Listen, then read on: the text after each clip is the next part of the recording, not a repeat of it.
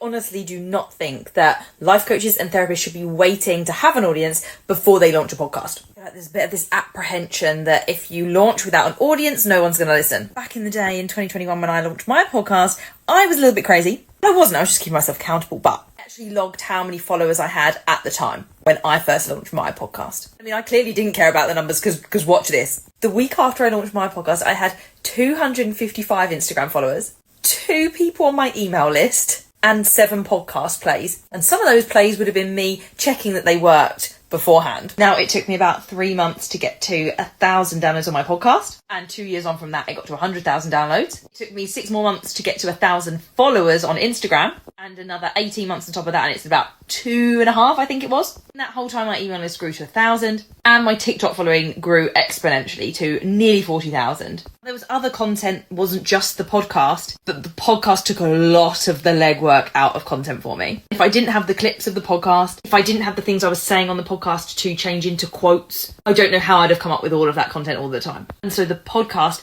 helped me grow my audience across the board. It didn't matter that I started with 255 Instagram followers. It helped me grow that consistently on Instagram, email list, the actual plays of the podcast, and my platform of choice, TikTok, at the time. Stop waiting to have an audience first and start your bloody podcast, will you?